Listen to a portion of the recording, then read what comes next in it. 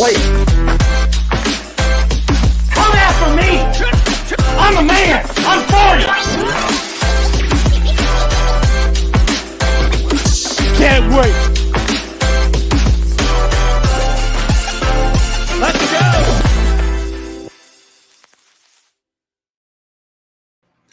Good morning. Welcome. It is Coffee and Sports. It is the morning show here on Sports Empire Network. Thank you so much for taking time out of your morning to join us this morning, however it is that you are joining us, whether it be live on Facebook, live on YouTube, or over on Roku TV as part of Northeast Streaming Sports Productions. We appreciate you making the morning show a part of your morning. As always, I am Chris. Mo has the morning off, but don't worry, he will be back tomorrow. So we look forward to having Mo back on the show right here with us tomorrow morning. But let's get things kicked off here on a Thursday with a little bit of NFL conversation. And we are going to have that conversation about Brock Purdy. Brock Purdy of the San Francisco 49ers, he is in concussion protocol. He is in doubt for the game this week, a very important game, mind you, as the San Francisco 49ers prepare to take on the Cincinnati Bengals. The Bengals appear to finally be getting healthy. The Bengals appear to have a quarterback in Joe Burrow who is getting right from his calf injury. And the San Francisco 49ers are a team that are on the slide. They've lost 2 in a row. Now they're playing a pretty good Bengals team. It could potentially be 3 in a row, and they may have to do it without QB1 in Brock Purdy. A lot of people are looking at the game last week with the Monday night with the San Francisco 49ers, and they are pinpointing an attempted tush-push situation as to where he potentially got injured, potentially got his bell rang. Again, I will say this before. I said this last time when I talked about the tush-push, and then there was some pushback on it. This is a situation where if you are the Philadelphia Eagles, you've done nothing wrong. You have created a situation, you've created a play that you are very good at, that you are very successful at, that you are very safe when you run that play. Unfortunately, the NFL is a copycat league, and when one team does something successfully, especially at the rate at which the Eagles are doing it, you're going to have other teams that try to replicate that success. And that is what is happening with the tush push. And we've already seen it before the issue here with Brock Purdy. There were 8 different injuries across the NFL related to the tush push. Most of them were on offense. There was a couple on defense. No huge names, no quarterbacks. But this is the risk that teams are running with this play, especially when you are a team that doesn't do it as well as Philadelphia, especially when you are a team that maybe doesn't necessarily know how to do it as well as Philadelphia. And I'm not saying it's anyone's fault. I'm not saying San Francisco shouldn't try to run this play. I'm not saying other teams shouldn't try to run this play. What I'm saying is it's because of situations like this that the NFL is going to look at this closer during the offseason, and they're probably going to change something. I find it very hard to believe that we roll into next football season and nothing has been addressed about this play. Now, Mo doesn't happen to think they're going to go out and ban it outright. He thinks they're just going to tweak it a little bit as far as what the formation looks like, what the pushing looks like. I think they're going to outright ban it. I think they're going to look at it and say, nope, not worth it. If you want to do a quarterback sneak, that's fine. You want to run the ball and stack up the running back, that's fine. But we're going to get away from this. That's what my opinion is. Mo thinks they're just going to look at the formation a little bit and tweak that. But either way, we are only 7 weeks into the season. We already have nearly double-digit injuries with teams running this play. I get it. It's not the Eagles' fault. And if I'm an Eagles fan, I'm pissed about it. Because I'm like, we found a play that's guaranteed guaranteed 1 to 2 yards every single time. I think they're like a 96% success clip with it. So if I'm an Eagles fan, I am upset about it. Unfortunately, it looks like this is the way it's trending. It looks like this is the way that it's going. And it doesn't help make the situation or doesn't help make the case any better when now starting quarterbacks are getting injured because of this play and because of this move. Again, if I'm the Eagles, I don't want anything to happen to it. Let it go. Let it ride. But that doesn't appear to be the situation that we're in, and it doesn't appear to be the way that we are moving. But I digress. Let's jump to a happier topic, shall we? Let's talk a little Major League Baseball. JG is about to hop on the show this morning. We are going to have a little World Series preview. We talked yesterday. The World Series is set. It is going to be the Texas Rangers. It is going to be the Arizona Diamondbacks. And in my opinion, and I said this yesterday, I think personally it's going to be a good series. I think that you have two stories individually. If you look at the path that the Rangers took on their way to the World Series, great story. A team that was dominant at stretches during the Major League Baseball regular season. Unfortunately, they kind of collapsed in the last month. They ended up losing the division. And then you looked at when the playoffs started, could the Rangers overcome that? Could they overcome the fact that they didn't win their division? Could they overcome that disappointment? And ultimately, they did. They found in the playoffs what they had in the regular season, and they were consistent, and they pulled through. And they did so against a team that many thought was going to be a good series, but they didn't think they were going to be able to top in the Houston Astros. And then you look at the other side of it, and you can't say enough about what the Arizona Diamondbacks have done on their way to the World Series. They won a series against the Dodgers that no one gave them a puncher's chance to win. They won another series in Philly that even less people would have said they would have even had a chance to win a game in that series, much less the actual series itself. And now they find themselves in the World Series. And like I said yesterday, and I'll ask JG this in a second, I don't know if they have enough juice left in the tank to finish it off, because it took a lot to get to where they are. And sometimes you run out. Sometimes emotions take a toll on you, and you don't have enough left to finish the story. But man, if they do, what a story that is. But at this time, let's welcome JG to the show. Happy to have him on this morning. JG, how are you, sir? Doing good. You got me. There you go. I'm doing good right now. I'm doing good. I'm in a hotel in Cleveland, Mississippi, so I can't complain too much. Probably a lot of people didn't even know there was a Cleveland, Mississippi. I am one of them. I did not know there was a Cleveland, Mississippi.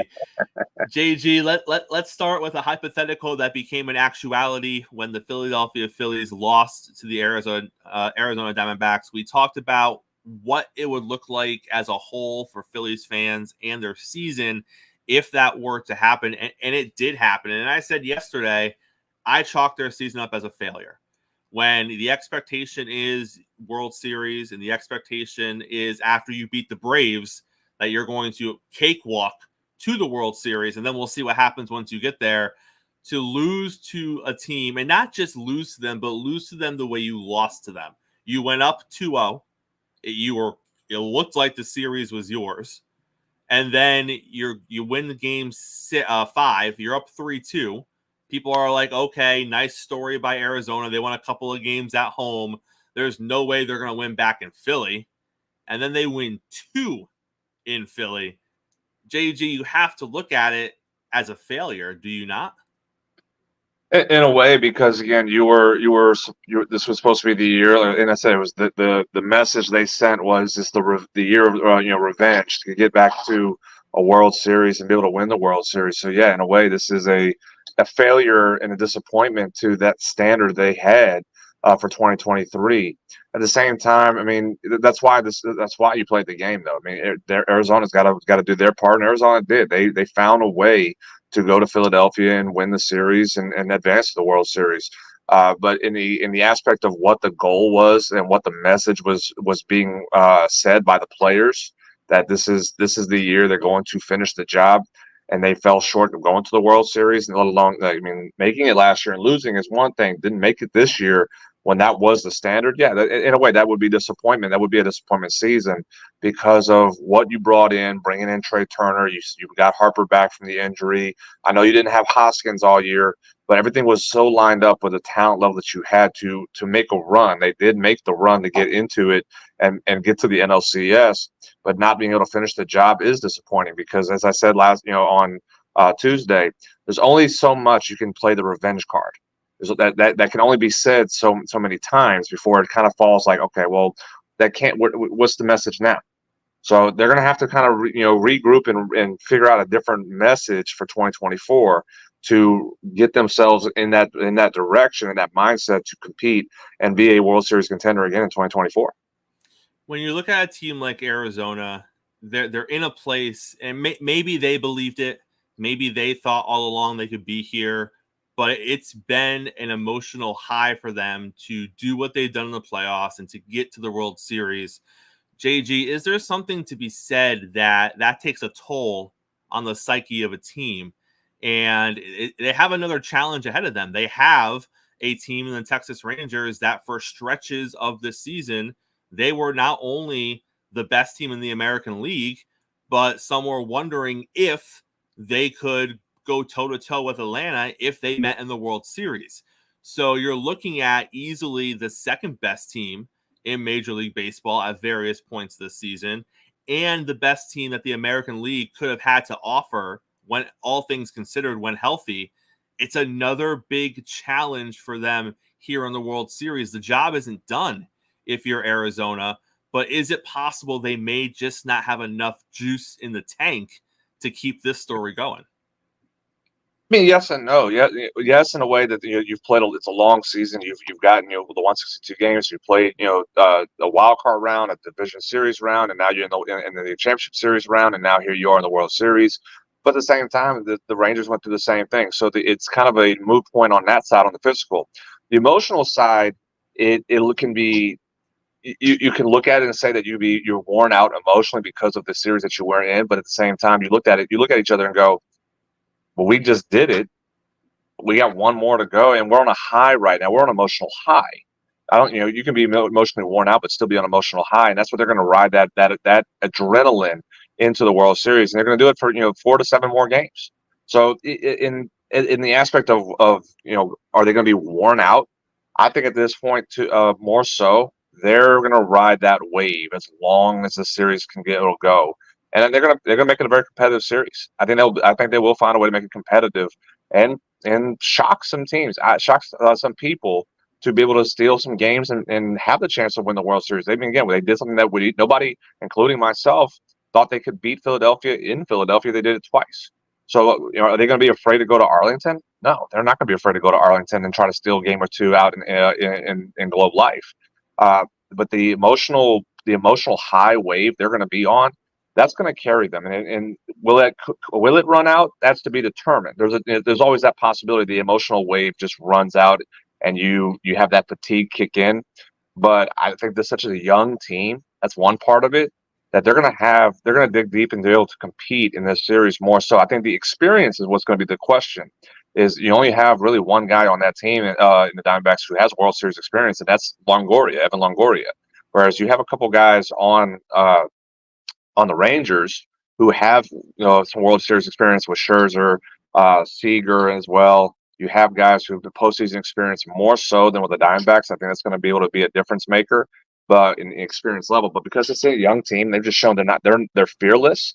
I think you could see Arizona play shocker again and potentially steal this World Series away from Texas. And looking at the other side of it, let's look at it from the Texas Rangers perspective. You have a hot team coming in, but at the same time, if you just look at talent and you look at it on paper, Texas was the second best team in baseball for the majority of the season. If they go out and they play the way that they know they're capable of playing, if you're Texas, you have to like your chances in this series, correct? Yeah, absolutely. Absolutely, because of the offensive production that you have. You have guys that you're the second best lineup or second best offensive production in the season, in the regular season with the Rangers. You've proven how you've been able to hit all postseason, and you're getting good quality pitching in from Evaldi, from Montgomery. The third pitcher on the rotation is still the question mark for the Rangers, but the bullpens pitch well too at times. So I think you have a lot going for you if you're the Rangers offensively. This was carried you all year, and it's carried you all postseason too. So that's going to be the continuing force of the Rangers in the World Series. Is are they going to be outslugged? That's for them, and they've done it all postseason. Outslug teams, and as I used the phrase, they've out Astroed the Astros, and how they were able to jump ahead and make teams have to like force themselves to come back. If they can do that to the Diamondbacks doesn't have the offensive firepower to match with the Rangers. They didn't go slug for slug with the Phillies. They were able to stay with their approach and plan and be able to jump ahead and be able to just spray the ball around the field.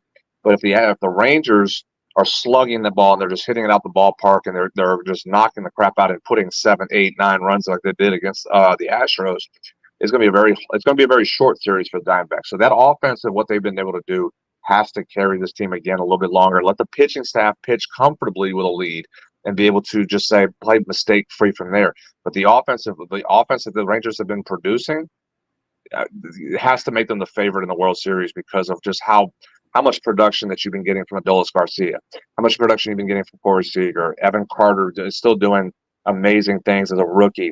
You have a lot of firepower in that lineup. That is the key for the Rangers, is to continue the offensive production. We found out yesterday that Bob Melvin, after 2 disappointing seasons with the San Diego Padres and departing from San Diego, although he's leaving the Padres, JG, he's not going that far. He's staying in division. He is simply hopping over to the San Francisco Giants. What do you think the hire of Melvin is going to do in the near future for the Giants heading into next season?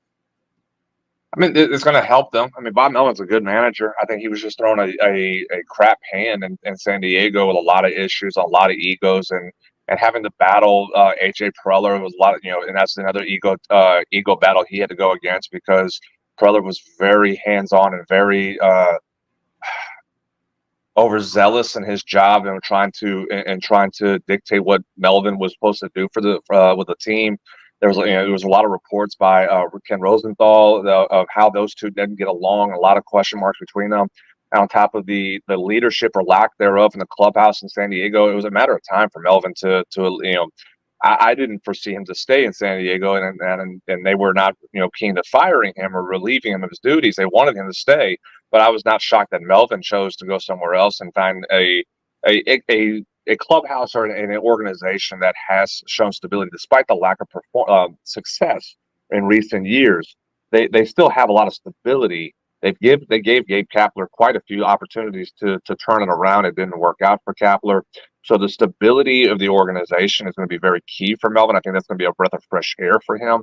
And he's going to be able to at least provide more for them than what Kapler has shown in his career as a manager. Melvin's done it. He's been around the game a long time.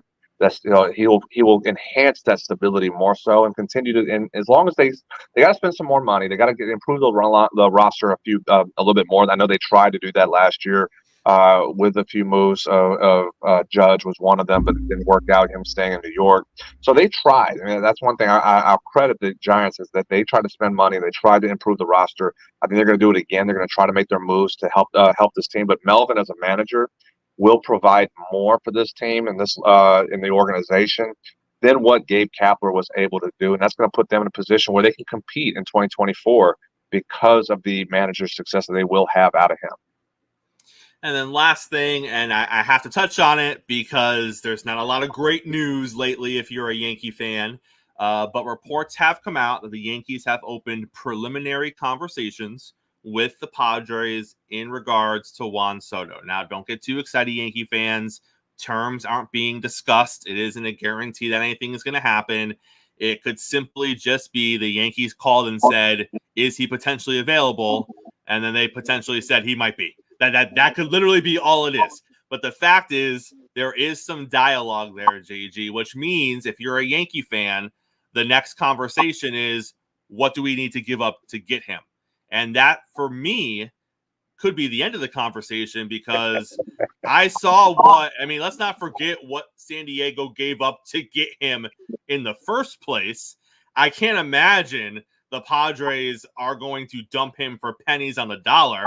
So they're going to be looking for something close to the return that they got, if not more, because the kid is 24, 25 years old. He is still young and great.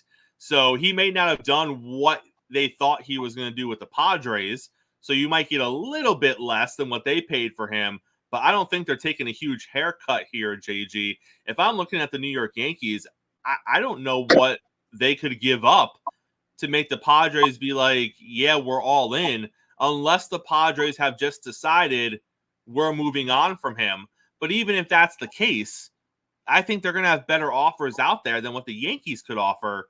So I don't really know where the Yankees fall in the Juan Soto sweepstakes, except for the fact that, in my opinion, they're not going to have enough to get him. No, and we've seen the Yankees do stuff like this before, where they put a report. It's a report out that the Yankees are interested in so and so. They're interested in this player. They're interested in this star player, and it doesn't come to fruition. And I think that's what this is as well. I agree with you that the farm system of the Yankees is I think using the term bare is an understatement. We've seen some of the top prospects, and I know there's you have a couple guys who are still being developed and still being worked on, but they're not top of the farm that compared to other organizations and what they have that they're open to trading. And when you saw some of the young kids the Yankees play in the big leagues, they underwhelmed and underperformed, and that's not a good sign for you. And that, again, could it be just the bright lights of the Yankee Stadium in the Bronx?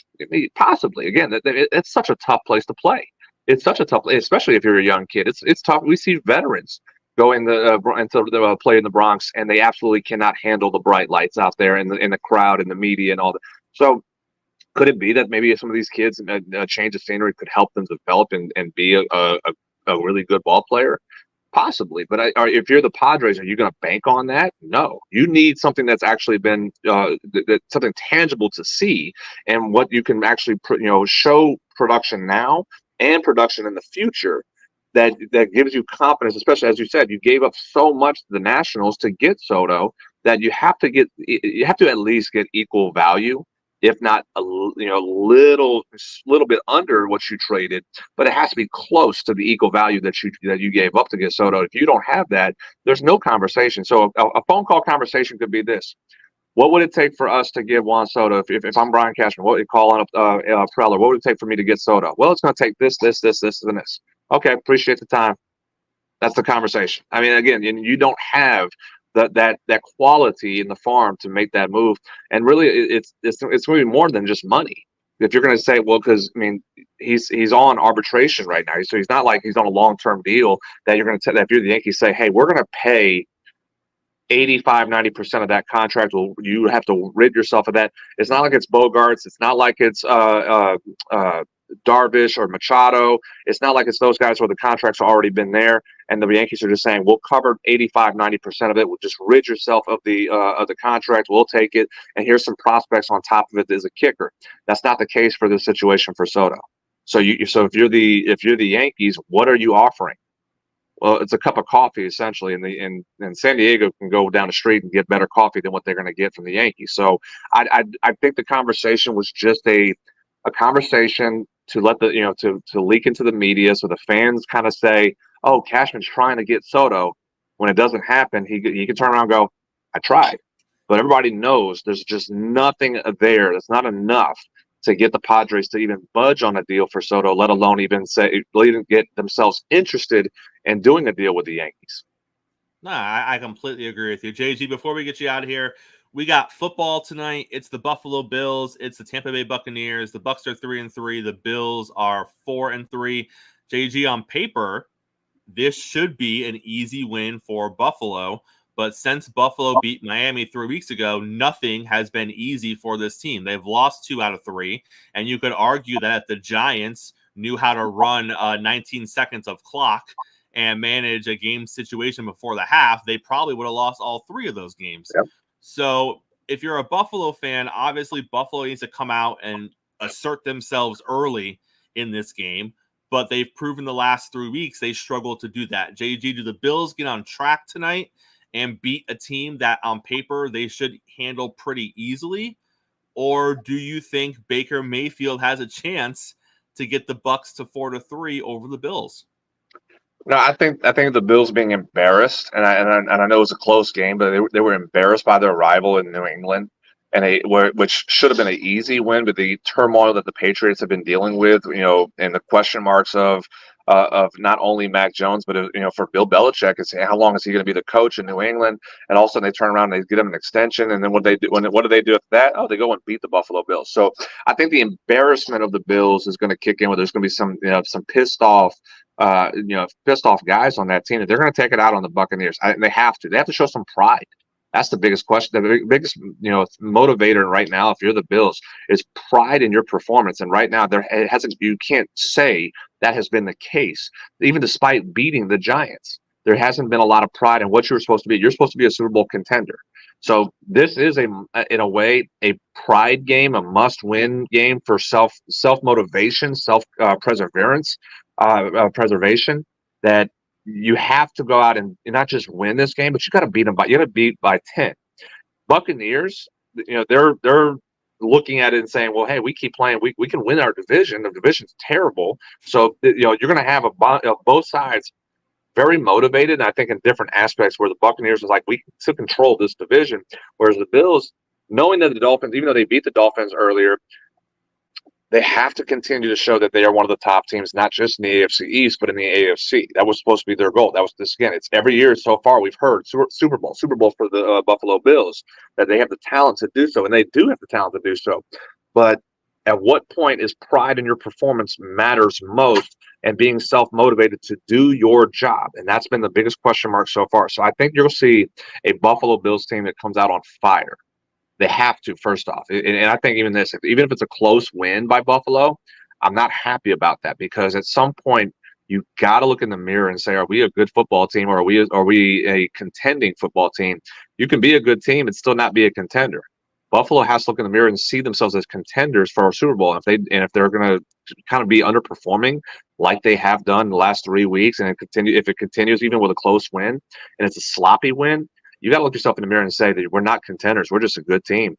And that's unacceptable for the Buffalo Bills, as what it's been. It's been that way for years.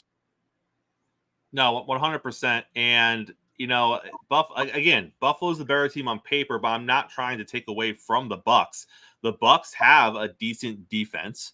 They have pieces on defense, and they have pieces on offense too. They have a decent receiving core. So there's elements to the Bucs that could come out and put up some numbers or do some surprising things against Buffalo. But despite all that, JG, Buffalo overwhelmingly has the more complete team and the more put together team. And this should be a canvas for a dominant Buffalo performance. But we'll see, because we could have said the same thing about New England and the New York Giants, and maybe not as much the Jacksonville Jaguars. But when you beat the Dolphins the way you did, there were a lot of people that said they're going to roll over Jacksonville. Like, this is it. Buffalo's out of the gates now. They're ready to go. And then it just has continued to be a bigger struggle week after week after week. And I agree with you completely. If they win this game 21-20, you're not going to feel much better about Buffalo coming out of this game. Like, this isn't a team you beat 21-20. They'll take the win. But if they win 21-20, you're now saying, man, these last 4 games, Buffalo hasn't gotten it together. And you're still looking for that performance where you're like, oh, okay, this is the Buffalo we saw, the 2 games after they lost to the Jets, where they put it all together and they were just rolling people nearly flawlessly. We haven't seen that since. So we'll see what happens tonight. Oh, absolutely. And they'll, like you said, 21-20 win. They'll say the right things. Oh, this is why it's not gymnastics. You don't get graded on the game. But in that locker room, you're going to have guys that are sitting there looking at each other sideways and being like, what is happening to us? So you have to have a convincing win. Treat it like it's like a college team trying to go and get themselves boosted into the playoffs. where you have to have a convincing, solid win. That's what Buffalo needs for their self-confidence right now. As you said, again, Tampa is not they're not a pushover. Tampa is not going to just roll over for Buffalo. That they have qualities to be a really good team and be a division winner. I'm not going to say a Super Bowl contender, but a division winner in the NFC South. And they have battled and they played some good games. So this is going to be a decent test. I won't say tough test for Buffalo, but a decent test to at least say, to show us where they are, where they are in the pecking order of the contenders. They have to be able to get a convincing win, which on Thursday nights are very tough sometimes anyway. But for the self confidence and the self motivation of being a contender, Buffalo has to have a convincing win. JG, always a pleasure having you on here on the morning show. Thank you so much and enjoy the rest of your day, sir. I always appreciate it, Chris. Always great having JG on the morning show with us. What we're going to do now is we're going to take a quick break. On the other side of that break, we are going to talk a little bit more about Thursday Night Football. We're going to get to some basketball stuff. We're going to talk about some injuries in the NFL. We're going to talk a little bit of Taylor Swift. That's all happening on the other side of the break. Don't you go anywhere. Keep it right here. It's Coffee and Sports. It's the morning show here on Sports Empire Network. Hey guys, it's Pavel the Cat. And Evan Rev Reynolds. And we are Two Guys in Hockey Talk. We are here every Wednesday night at 7 p.m. Mountain Standard Time to talk all things hockey. What are we talking about, Evan? We talk KHL, AHL, ECHL, every HL hockey league you can think about, prospects, juniors, even the professional women's hockey league. Yeah, we love it. And we have a website, Two Guys in Hockey Talk. So give us a follow. We got articles on all things related to hockey, and we're writing all throughout the season. So make sure you tune in. We're also on X or Twitter. You can find me at hockey_2, and you can follow me at RevanEv. Or you can also go to twoguysandhockeytalk.com to follow everything. We love hearing from you guys, so make sure you tune in, comment, like, give us a follow on our Facebook and YouTube page. We love hearing from you guys, and it's a blast talking all things hockey. Right, Evan? Hey, man, it is. So, as we say every show, in the meantime and in between time, keep your sticks on the ice. Cheers. Cheers. Welcome back to Coffee and Sports. It's the morning show here on Sports Empire Network. Thank you for making us being myself and Mo. Mo has the morning off, but thank you for making us part of your morning routine. We truly do appreciate it. Shout out to everyone who has been in the chat this morning. Shout out to everyone who is over on Roku TV, Northeast Streaming Sports. Happy to have you here. Shout out to our audiences on YouTube and Facebook. Happy to have you here as well. If you are a fan of the Cleveland Browns, you may not be that happy this morning because or maybe you will. I don't know. Because Deshaun Watson is going to miss another week of football. And again, this kind of depends on where you fall in this whole Deshaun Watson perspective. But the Cleveland Browns are 4-2. And let's be honest, their defense has been a big reason as to why they are 4-2. And they are in the thick of not only competing for a wild card spot in the NFL right now, but they are in the midst of competing for their division. This is a very, very competitive division in the AFC North. The Ravens are 5-2. The Steelers and the Browns are 4-2. And the Bengals, who many feel are starting to take shape, who are starting to round out a little bit, they're sitting at 3-3. So you're looking at a division where everyone is 500 or above. You're looking at a division where everyone has won 2 games in a row coming into this week. And if you're the Cleveland Browns, you're looking at a team where your defense is now being talked about after 6 games in that discussion of being an elite defense in the league this season. And they have the numbers to back that up. Unfortunately, one of the things that is hurting the Cleveland Browns right now is their quarterback situation. Deshaun Watson has played average when he has been in there. However, he hasn't been in there consistently because he's been dealing with some injuries. PJ Walker has played well in the backup role. The team is 4-2.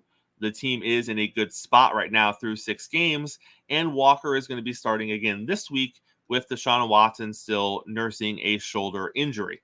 We don't know how long the shoulder injury is going to keep Watson on the shelf, but if you're the Cleveland Browns, there's going to come a point, especially in this division, where you're going to need to get more consistency from the quarterback position. A great defense that Cleveland has, that's fantastic, but we've also seen weeks where a great defense isn't always great. And if you're Cleveland, you won that game. You won that game the other week when your defense wasn't that great and your defense gave up a bunch of points and your offense was able to pull it out. But as you continue through the season and as you're playing these meaningful division games against equal or slightly better quality opponents, you're going to need more consistency from the quarterback position. And that is where I struggle a little bit with Cleveland. If you look at that division, if this thing with Deshaun Watson, whether it be the injury or whether it just be his overall performance, if it doesn't get better and it doesn't get more consistent, you have at best the third best quarterback in your division, because your situation is not better than Joe Burrow and your situation is not better than Lamar Jackson. And right now, Lamar Jackson is the best quarterback in the division. I think Joe Burrow will retake that in a few weeks. But right now, Lamar is playing great football, so he is the best quarterback in that division. Joe Burrow, I would argue, is the second best quarterback in that division as he has come back from his calf injury, and he has been playing a lot better football. And then you look at the quarterback situations of the Browns and the Pittsburgh Steelers. I think the Browns have the third best situation right now, but it's not that much better than Pittsburgh. And if this is a situation where Deshaun is down for a long time, or Deshaun continues being inconsistent and playing up and down, you could easily argue that Pittsburgh might be a step above if they can figure out their offensive situation. So, Cleveland fans, embrace PJ Walker. Let's see if we can get another win with PJ Walker. But you have to know in the back of your minds, this is not sustainable. You have a good defense, but in the division that you play in the competitive nature of the conference that you play in the AFC, this quarterback situation needs to get better if you are going to make a run for the playoffs or if you are going to make any noise in the playoffs. So hopefully Deshaun Watson gets healthier and he gets a little more consistent, and then we can kind of see what the full capabilities of this Cleveland Browns team is as we continue to push through the NFL season. Rob Gronkowski, and a great NFL tight end, he made some noise this week because he went on a talk show and basically said that NFL fans are tired of seeing Taylor Swift celebrate touchdowns during Kansas City Chiefs games, and they want to see the players celebrate their success, and they want to see less of Taylor Swift. And Gronk, you might be right. On the surface of those comments, I am pretty confident that there are a good chunk of NFL fans out there who are not Kansas City Chiefs fans, who don't care about Taylor Swift and her relationship with Travis Kelce and her coming to Chiefs games. I would also say you're probably right when it comes to the Kansas City Chiefs fan base. There is probably a good chunk of the Kansas City Chiefs fan base that looks at this situation and says, I don't really care about Taylor Swift. I don't really care about who Travis Kelce is dating. So on the surface, I think your comments are 100% correct. Once you get below the surface, though, Gronk, nothing is going to change. Taylor Swift is a marketing machine. Look at what her relationship with Travis Kelce has done for the NFL and the Kansas City Chiefs over the last 3 to 4 weeks. It is beyond tangible.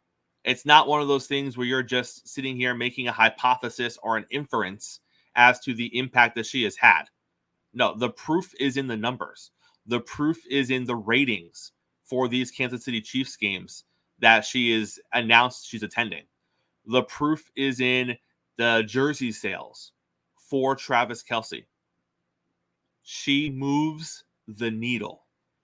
And NBC, when they're hosting the game, or whatever other network, depending on whether it's a primetime game or just a normally scheduled game, CBS, if they're covering a 4 o'clock game, whoever is involved network-wise with these Kansas City Chiefs football games, they are going to lean into this 100%.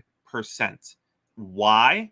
Because Taylor Swift is money, and the NFL is a business, and they are in the business of making money. So you can sit here and say all you want that casual NFL fans or NFL fans who are not Kansas City Chiefs fans don't give a rip about Taylor Swift. And you're probably right. And you can even sit here and say that a good chunk of Kansas City Chief fans are getting a little tired of Taylor Swift. And you know what? You might still be right. But at the end of the day, none of that is going to change, because nobody involved in this situation is going to shy away from the Taylor Swift bandwagon when it's bringing in millions of new viewers to the sport, when it's bringing in millions of new revenue to the sport. That's where we are. So you can say you don't like it, and you can say other people may not like it as well, and you might be right. But don't think it's going to change anytime soon, because the league is a business and Taylor Swift is money. And they are going to continue to ride that Taylor Swift train, because I'll tell you right now, nobody is turning off Kansas City Chiefs games because they cut to Taylor Swift 15 times during the game. If you are tuning in to watch a Kansas City Chiefs football game, you may sit there and say you're tired of seeing Taylor Swift, but you're not turning off the game. And in fact, more people are tuning into the game because they're cutting to Taylor Swift 15 times during the game. So you can be upset about it. You can say we don't want to see it. You can say that the focus needs to be more on the players, but nothing is going to change as long as Taylor Swift continues to have the positive financial impact that she is currently having on everything she touches related to the NFL. And it's okay to be mad, but at the end of the day, business is business, and Taylor is good business for the National Football League. All right, 2 more things before we get out of here today. The first of which, the NBA has announced that they are going back to the old All-Star game format. That being a situation where it is the East versus the West. They are going to step away from the captain business they have been doing for the past handful of seasons. And for me, not being the biggest NBA guy out there, I'm sure Mo will have a bigger opinion on this than I do, but I'm all for it. I am all for it. I thought the captain stuff in the NBA, as a casual NBA fan, I thought it was interesting the first couple of times they did it. But again, for me, when it comes to an all-star game, I look at it and I say to myself, am I going to watch the actual all-star game itself? And when they were doing the captain thing, I was intrigued. I watched the first couple of like the live drafts they did where the captains were picking the teams. And I think I also watched the first couple of all-star games when they did that. But then I realized it was the same stuff. It was the same end product as far as the NBA all-star game is concerned. And I stopped caring again. And as the whole captain picking, all-star picking process has become a little more convoluted over the past couple of seasons, I stopped caring even more. Going back to the more traditional East versus West, is it going to bring me to the All-Star game? Probably not. Am I going to make it a point to see who made the All-Star game? Now that's more of a traditional situation. Yeah, I probably will. But at the end of the day, the NBA All-Star game is not bringing in numbers. It isn't must-see TV. I think that they're trying to figure out ways to get back potentially to that. And this might be the first baby step in the right direction, but I think it has a long way to go. So I like the move because I think it could open the door for big more changes to come that would benefit the All-Star game as a whole. But as a whole, I don't foresee the All-Star game ever being in, the 2020s what it was back in the 90s. So good job by the NBA for acknowledging that maybe the whole captain thing has run its course and going back to something a little more traditional. But aside from that, I don't think it's really going to move the needle in any meaningful sort of way. And that brings us to Thursday night football. JG and I talked about this a little bit earlier on the show, but we got the Buffalo Bills and the Tampa Bay Buccaneers tonight.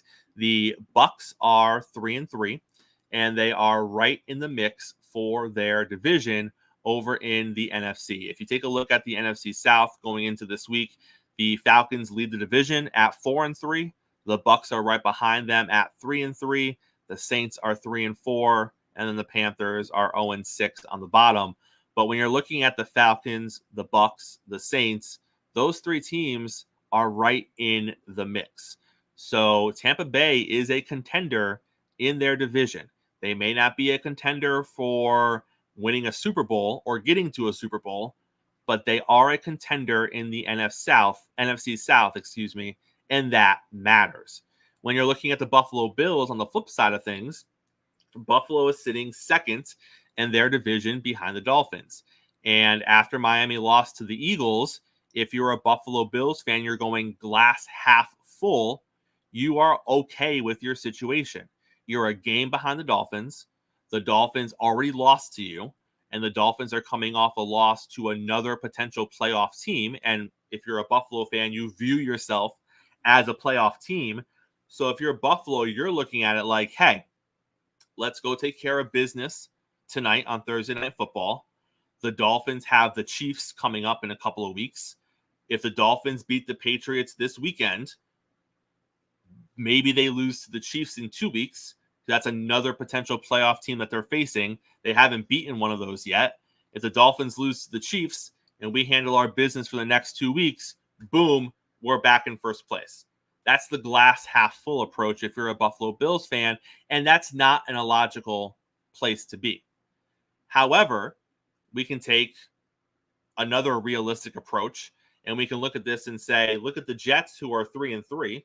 The Jets are coming up on a stretch of 5 or 6 games that are very winnable for them. Buffalo hasn't played a really great football game since they beat Miami about a month ago. And if you're the Bills, you need this win tonight. You cannot go to 4-4 in a situation where, let's be honest, the Dolphins have already beat the Patriots this season. They did it up in Foxborough. So the Dolphins should be able to handle, and they could lose to the Patriots. I'm not going to sit here and say it's a slam dunk. But I think the expectation is the Dolphins are going to handle business at home against the Patriots, especially after coming off of a disappointing loss against the Eagles. The Jets could potentially win this week. They're playing a very winnable game, I believe it's against the New York Giants. So it's not out of the realm of possibility that coming out of this week, the Dolphins are 6-2, the Jets are 4-3, and now the Buffalo Bills are 4-4 and third place in the division. And that is not a spot Buffalo wants to be in. Buffalo cannot fall behind the New York Jets and now be looking up at not only the Dolphins, but the New York Jets as well. Buffalo has to start putting wins together against teams on their schedule that they should be beating. And I take nothing away from the Tampa Bay Buccaneers. I know I just said that they're a contender to win their division, and I truly do believe that. But on paper, they're not as good as Buffalo. And this game is home. This is a home game tonight for the Buffalo Bills. So you're playing at home. I know it's Thursday Night Football. I know it's a short week, and it's always questionable which team's going to come out slow on a short week, because it always seems like one, right? It always seems like one team comes out kind of iffy on these short weeks. And if you're the Bills, that can't be you tonight. At home, you need to take care of the Buccaneers. You need to get yourself to 5-3, because next week you go to Cincinnati, and you do not want to lose to the Buccaneers tonight fall to 4-4, and then be going to Cincinnati in a situation in primetime football where you might be falling under 500. That cannot happen. Because after you play the Bengals, you get a cakewalk in the Broncos. And I don't think that any version of this Buffalo team is going to lose to the Broncos at home. But after that, things start to get serious for you. After that, you play the Jets again. The Jets already beat you. After that, you play the Eagles. That's a Super Bowl contender right there. After that, you play the Chiefs. After that, you play the Cowboys. Those are 4 big games. Those are 4 big games right there coming up on your schedule. And if we throw the Bengals in there, that means 5 of your next 6 games are pretty darn big. You need to beat the teams that you're supposed to beat. And you are supposed to beat the Tampa Bay Buccaneers, especially if you are at home. Even if you were in Tampa, I would still say you need to beat the Tampa Bay Buccaneers, but especially at home, Buffalo, you need to beat the Tampa Bay Buccaneers tonight. And the key to tonight's game, it really is how the Buffalo Bills start. If you look at their last 3 games, they started slow against all 3 of them. They started slow against Jacksonville over the pond. They started slow against the New York Giants, and they started slow last week against the New England Patriots. The Bills need to come out, and this is part Ken Dorsey, play caller for the Buffalo Bills, and this is part Josh Allen, quarterback for the Buffalo Bills. You need to come out, and you need to hit some layups early. You need to come out, and you need to find your best 5 or 6 plays, and you need to run them on your first and second drives, and you need to get points on the board. Touchdown and a field goal at least. Your first 2 drives tonight need to be points. You cannot have 3 and outs in there. You cannot have 7 or 8 play drives where you go for it on 4th and short and don't get it. You need to put points on the board both of your drives early, even if it's 2 field goals. You need to put points on the board consistently, especially against a team like the Buccaneers, who you shouldn't have a ton of struggles moving the football against. If you can do that early, if you can put some points up early, you can take advantage of your defense. You can take advantage of the home field advantage. The Buffalo fans are going to be crazy tonight. The atmosphere is going to be crazy. It is a primetime game. Even though it's a Thursday night game, Buffalo fans are going to show up like they always do for home games. You can rattle Baker Mayfield easily if you're putting points on the board and you're making Baker and Tampa Bay feel like they need to start matching what you're doing. It's a different situation when you're not putting points on the board and it's a continuously close game. You get up 10-0 midway through or towards the end of the first quarter, and now Baker and the Bucs are chasing 2 scores, and they got to start putting the ball in the air a little more. They got to start doing some things they're not comfortable with to catch up with you. Now it's the game you want. Now it's the situation that you want. Now we're going to see some Baker turnovers. That's what Buffalo needs to do tonight. What Buffalo cannot do is Buffalo cannot come out of that first quarter with no points. Buffalo cannot come out of that first quarter trailing 7-3. That cannot be what happens tonight. It cannot be another slow start for Josh Allen and the Buffalo Bills. And Josh Allen, you know, I've given you praise in the past because you are the guy that comes to the podium when you don't play well and you say stuff like, it's on me. I played like last night or tonight. I need to play better. But there comes a point, Josh Allen, when I don't care anymore. It's great that you're taking accountability, but there comes a point where you need to go out and just play better.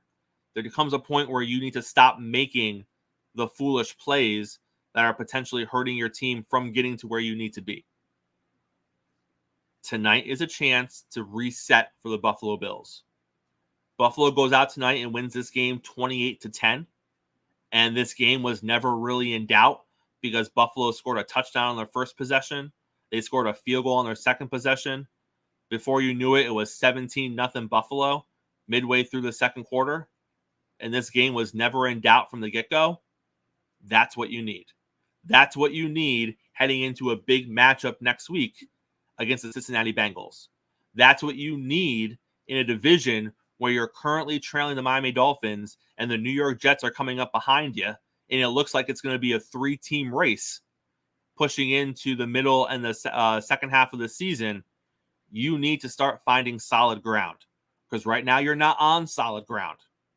And the last place you want Josh Allen, who is known for being inconsistent, who has a diva wide receiver who is known for throwing temper tantrums, the last place you want to find yourself is on shaky ground. Now, despite all that, I'm not taking Buffalo tonight. I'm taking the Tampa Bay Buccaneers, mostly because I don't like the Buffalo Bills. Do I think Tampa Bay has a puncher's chance of winning tonight? Absolutely. Do I think Buffalo should win this game? Absolutely. Do I think that Buffalo is going to win this game? Absolutely. But I also thought that Buffalo was going to beat Jacksonville. And I also, even though I picked Jacksonville to win, in my mind, I thought Buffalo was going to find a way to win that game. I thought Buffalo was going to roll over the Giants after the loss in Jacksonville. Didn't do it. I thought Buffalo was going to continue to own the New England Patriots last week. Didn't do it.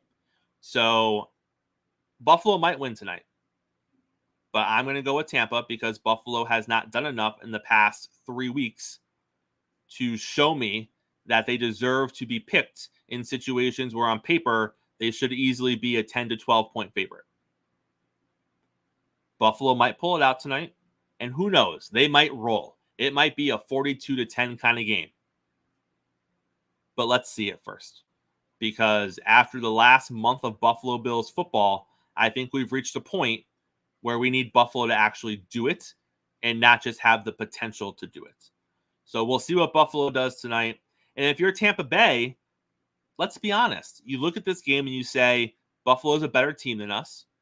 Buffalo, if everything goes like it should for the Buffalo Bills, Buffalo's going to be a very hard team to beat, and we probably cannot beat them.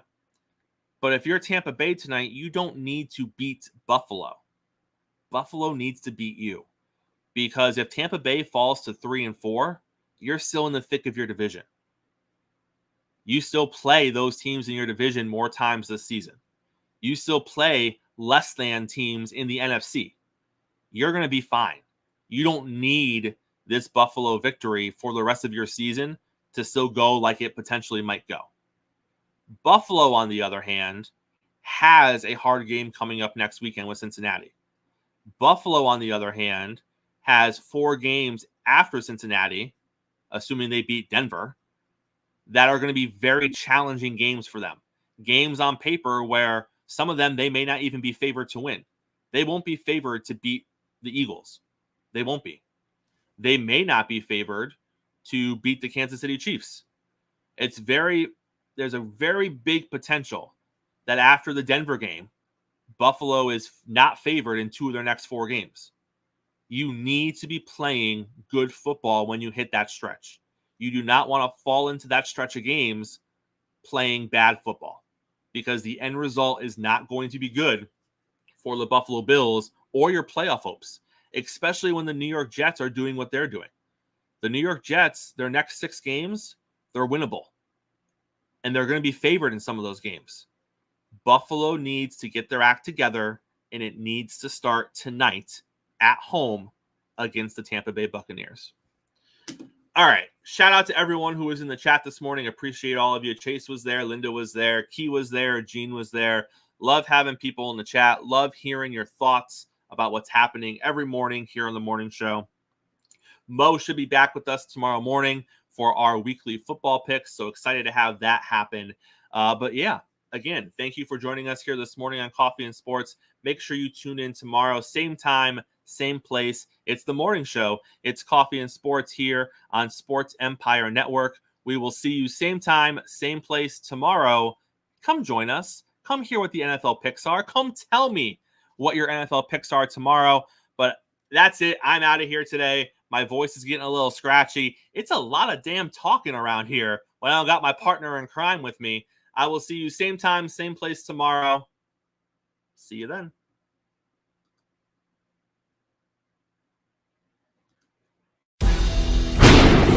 I mean, you could see right now, without LeBron, Lakers are struggling.